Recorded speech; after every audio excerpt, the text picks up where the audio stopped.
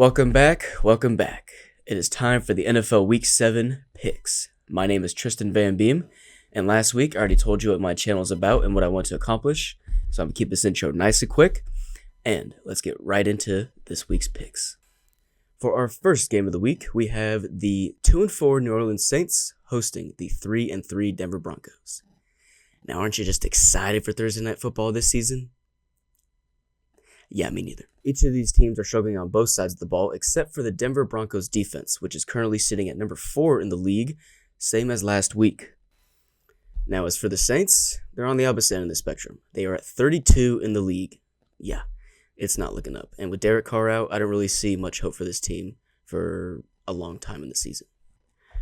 Now, what the Saints do have going into this game is that Patrick Surtain II of the Denver Broncos is out for this week. He got injured last week against the Chargers, so he will not be playing. That will give the Saints some hope with this new QB to hopefully get some points on the board because, Surtain was just shutting down that secondary. As for the Broncos' offense overall, it's nothing special. I mean, Bo Nix was struggling to really get anything going during the first half. He didn't get anything going until the fourth quarter last week, and they just don't have any playmakers to go with him, so he's kind of just having to figure out what to do with nothing. We are able to see that he is able to scramble a little bit, get some plays going. He did throw for a touchdown last week, so, props to him. But yeah, I just don't really see anything special happening in this game. It's probably going to be a very low-scoring game. Kind of a pick-em either way. I'm going to take the Broncos on this one, but I wouldn't be surprised if the Saints were somehow able to pull out a win. But yeah, I think Denver's got this one in the bag. For our second game of the week, we have the 1-5 Jacksonville Jaguars hosting the 1-5 New England Patriots. In London, at 8:30. Nobody's watching this game. Of course, there are going to be some people watching this game, obviously Jags fans and Patriots fans. But at 8:30 in the morning? I think a few of them might skip out on it. I think this game is going to get as many views as my last video.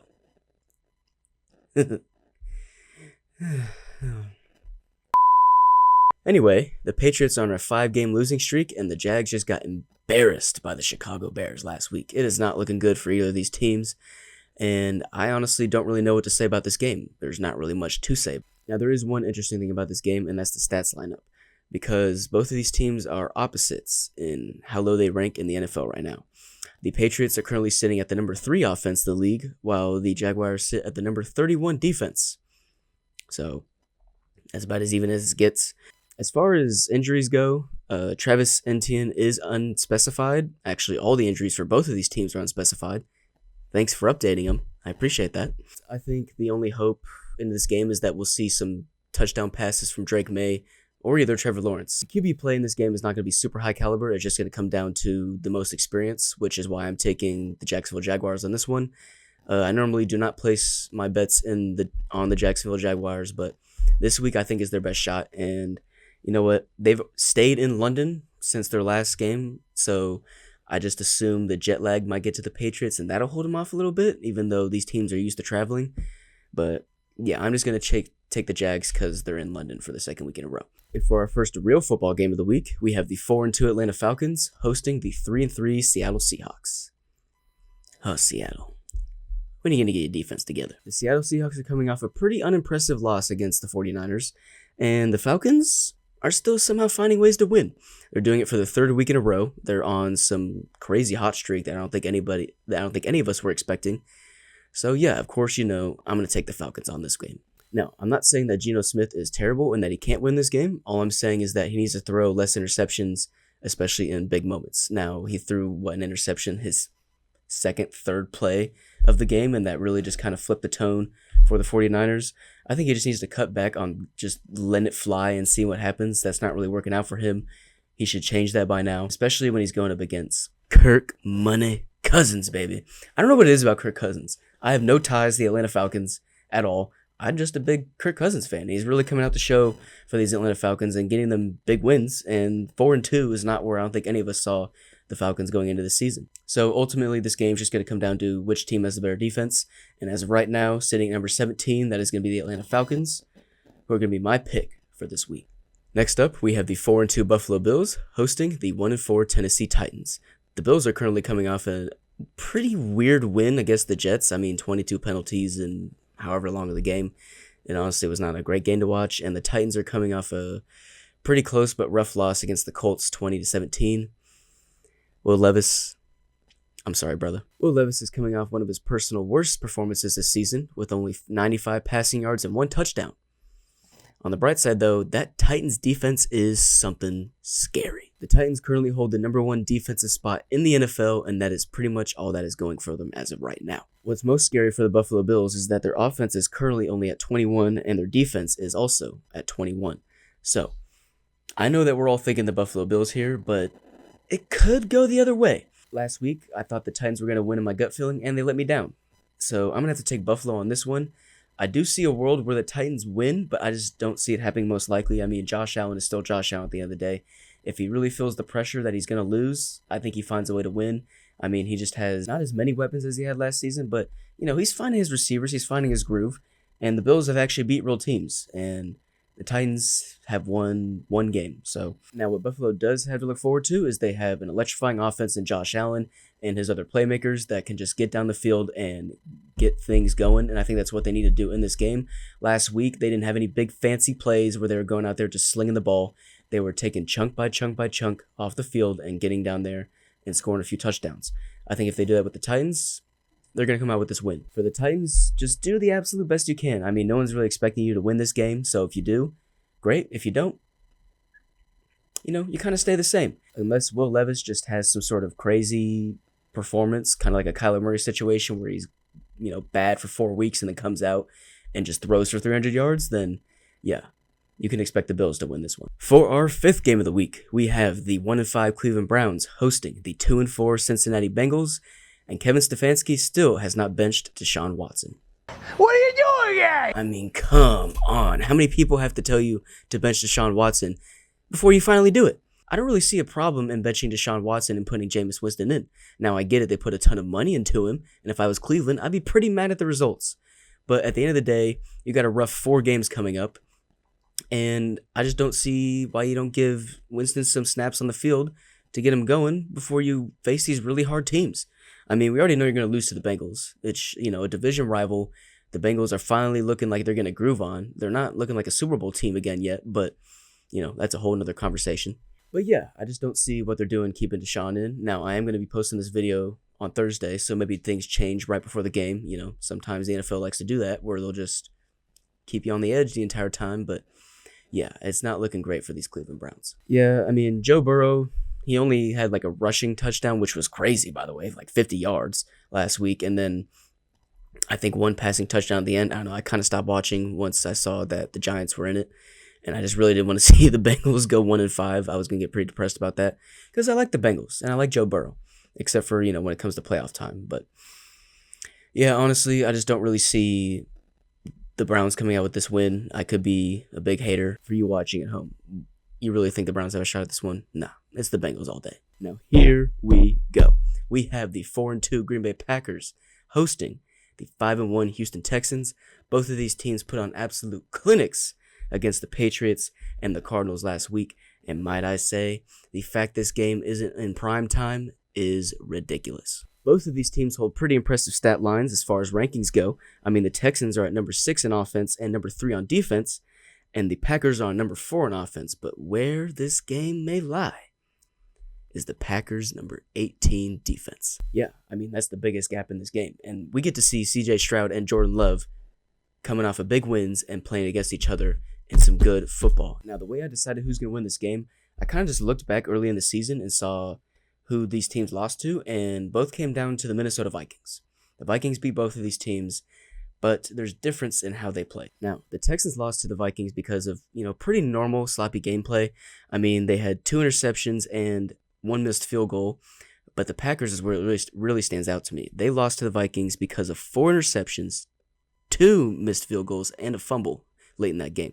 Yes, I know that's a pretty poor reason for me to pick the Texans to win this game, but honestly, I'm just more excited about CJ Stroud, Joe Mixon, Nico Collins, and Stephon Diggs over Jordan Love, Josh Jacobs, Jaden Reed, and Will Anderson Jr. I know that's an absolute crazy statement for me to say, but that's just how crazy this game is going to be. We have some top-level playmakers going against each other on this Sunday. The reason I have the Texans winning, I just have this gut feeling, honestly. I can't really explain it too much because of stats, reason, or logic. My gut is usually right, except for last week. We're not counting that. But yeah, I'm just feeling the Texans on this one. Next up, we have the 3-3 Indianapolis Colts hosting the 2-3 Miami Dolphins, fresh off a bye week, which they much needed. This Dolphins team is just as broken as it gets. I mean, they're down to the third string quarterback.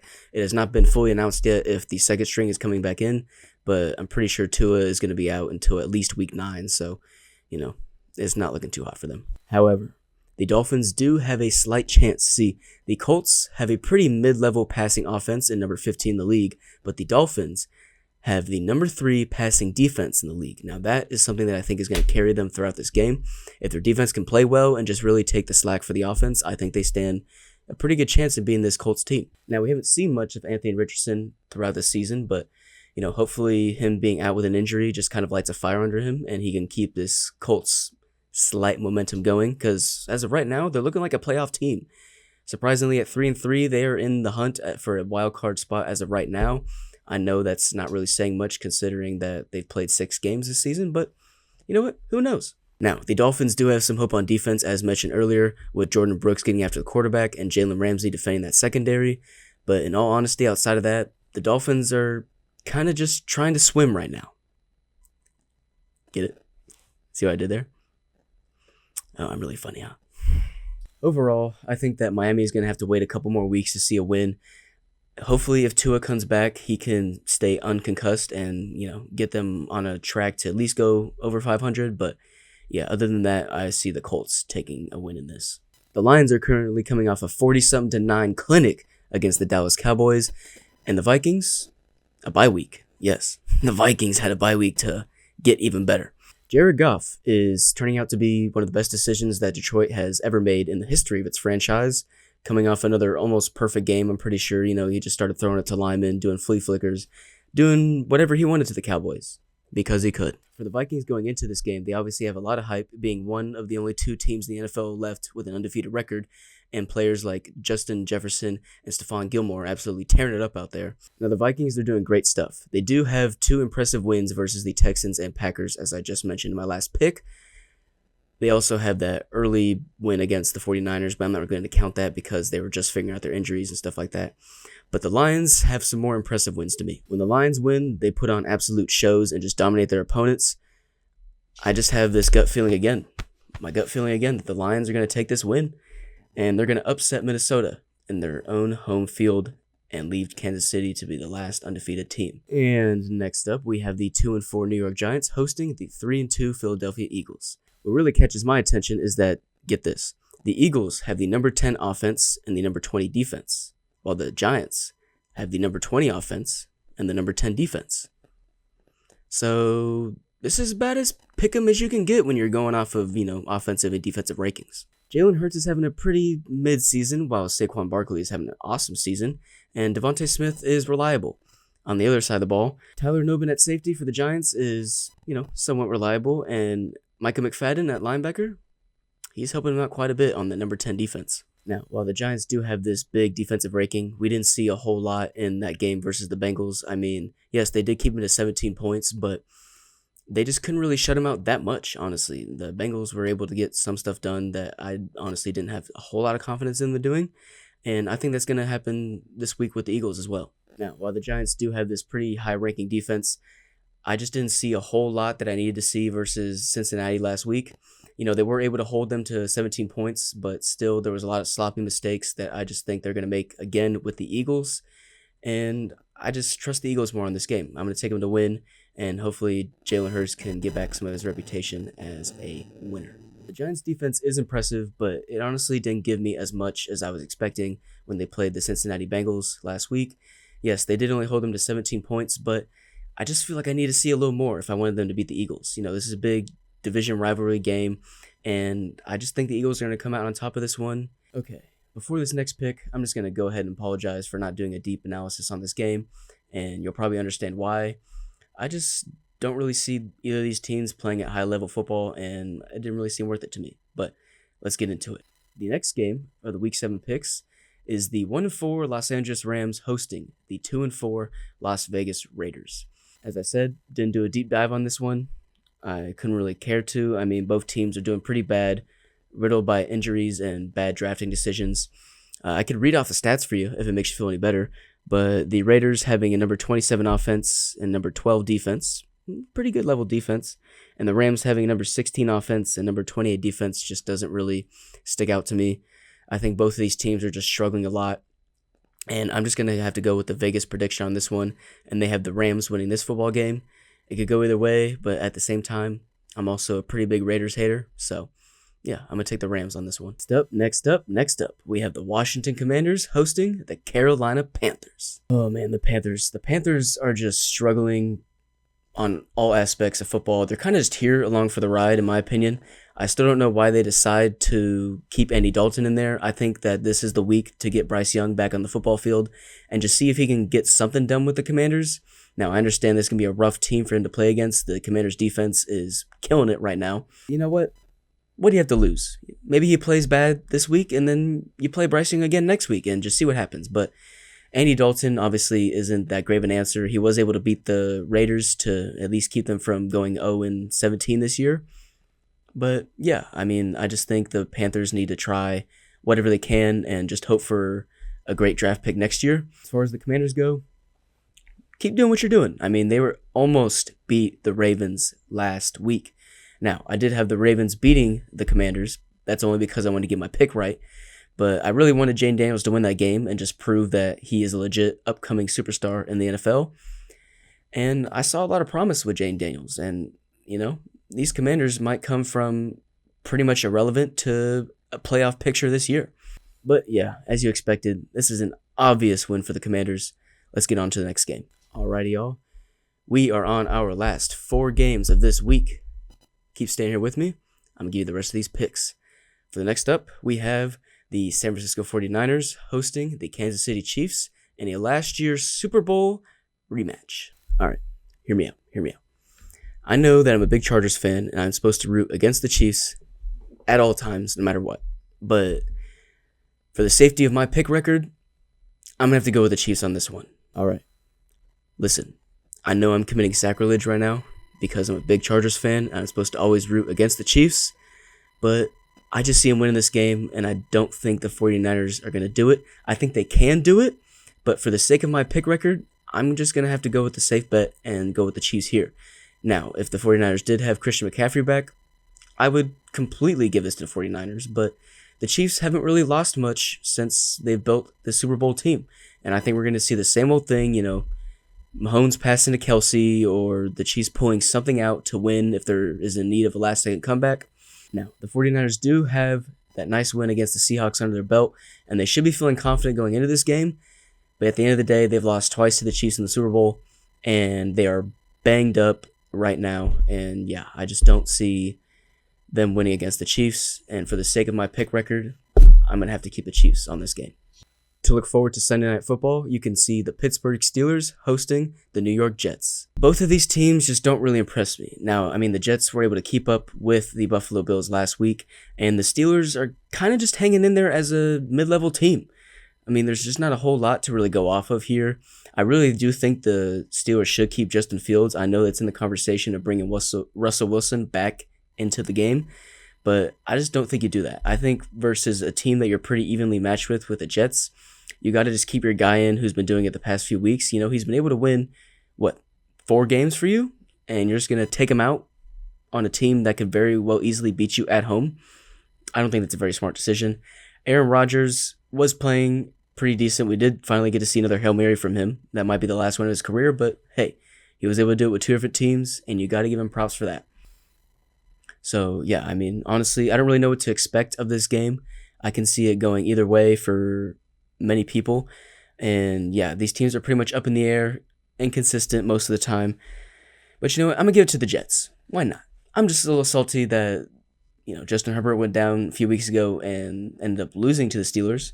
So, you know what? I'm going to give it to the Jets on this one. Why not? Aaron Rodgers, dream team story. But yeah, Jets win. For the first game of our Monday night doubleheader, I don't know why the NFL continues to do these, but you know what? I'm just here for it. The Tampa Bay Buccaneers will host the Baltimore Ravens. I think this is honestly another rematch of the Ravens versus Commanders of last week. I think the Commanders and Tampa Bay are pretty much on the same playing field, and Commanders almost won that game. So you may think I'm crazy here, but I'm going to take the Buccaneers on this one. Baker Mayfield has been baking, and he's doing his thing out there. Now, that's not trying to diss Lamar Jackson or Derrick Henry in any sort of way. They are still huge powerhouses of an AFC offense, but I don't know, man. There's just something special about Tampa Bay and what they're doing right now. They are accomplishing a lot more than I think anybody would have thought they'd accomplish. And you know what? The Ravens had a rough start, and now they've shown that they are back. But I don't know. I just think this one slips away from them. I can't really tell you why. Both of them are on fire, as you can see, week in and week out. I just have a good feeling about these Tampa Bay Buccaneers. I know it's pretty bad luck to say against the Ravens. They might come out here and just absolutely destroy the Buccaneers. But you know what? I'm going to take the Buccaneers for this one. We've made it to the last game of this week, and it just so happens to be my favorite game because the Chargers are in it, baby. They are on primetime football Monday night. And you know what? I couldn't be more excited because they're playing the Cardinals. The Cardinals, man. You obviously know who I'm taking. I'm taking the Chargers. And you want to know why? I think that Kyler Murray is going to break his pattern this week. Now, as we've seen, he has a good game, and then a bad game, and then a good game, and then a bad game again. He just had a bad game last week against the Packers. I think he has another bad game versus my Chargers. And you want to know why? Because the Chargers defense cannot be stopped. They were almost stopped in the fourth quarter last week against the Broncos, but yeah, we'll brush that off. Yeah, anyway, I think that the Chargers defense, coupled with Justin Herbert actually throwing the ball and doing what he was doing last season and the season before that, I think that's a great sign for these Chargers. And we may not have the weapons and receivers or even running backs, but it just shows that Justin Herbert is still able to get wins versus bad teams, and that's what these Cardinals are, is a bad team. I'm not going to come out here and say that the Chargers are doing great and that they should be Super Bowl contenders, but against these Cardinals, yeah, I'm going to take the Chargers 10 times out of 10. What do you mean? Anyway, yeah, I think Kyler Murray repeats. I think the Cardinals just keep doing Cardinals things and not winning games at all and give my Chargers a big ego boost that they need. And yeah, there it is. All my picks for this week. Alrighty, y'all, there it is. My 15 picks for the NFL Week 7 season. Please leave a like, subscribe, and comment down below if you have any opposing opinions for mine. Who you chose to win versus who I chose to win. It would help me out a lot, and, I would love to see engagement. And please share this video with literally anybody that you want. I may have joked about it early in the video, but it did hurt seeing only 4 people watched my last video. I know I can expect that just since I just started this YouTube channel. But you know what? I have a lot of high hopes for this one. I have a whole thumbnail now. I have a YouTube banner. I think that my channel just overall looks a little more professional. And I have high hopes for this video. So you can expect to see more like these every week of the NFL season. So continue to watch. Thank y'all so much for tuning in. See you next week.